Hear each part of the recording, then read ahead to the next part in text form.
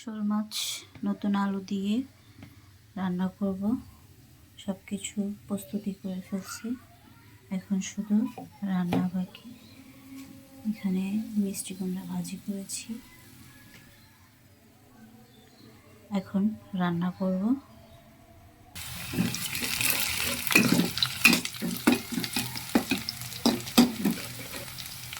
এখন আমি এখানে আস্তে আস্তে সব মশলাগুলো দিব।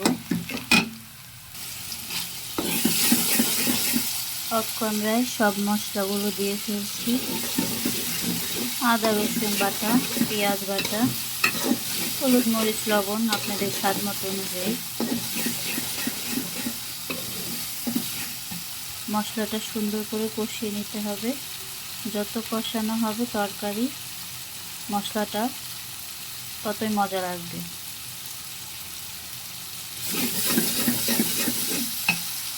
শোল মাছের তরকারি নতুন আলু দিয়ে রান্না করা, একটু ঝাল ঝাল করে দিলাম।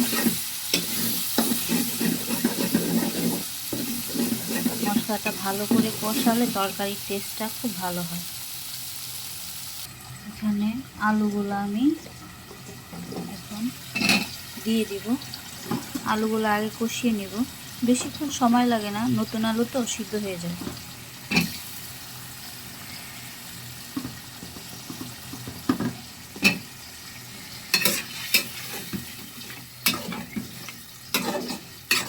এই আলুটা কষানো হয়ে গেলে মাছটা দিয়ে কষাবো সুন্দর করে।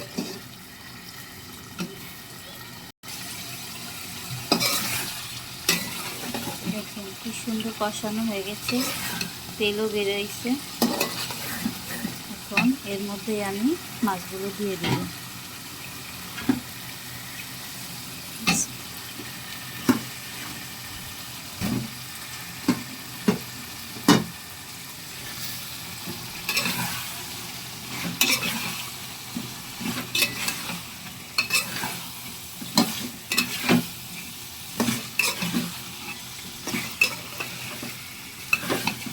এখন সুন্দর করে মাছগুলো কষিয়ে নেব।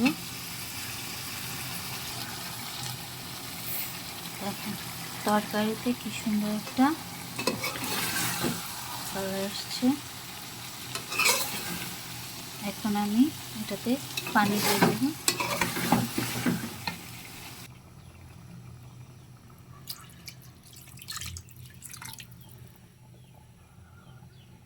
বাস আমার ঝোল শেষ। আমার তরকারি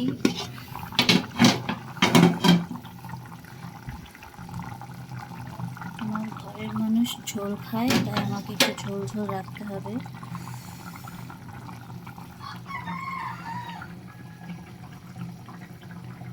ধনিয়া পাতা দিয়ে তরকারিটা নামিয়ে ফেলব।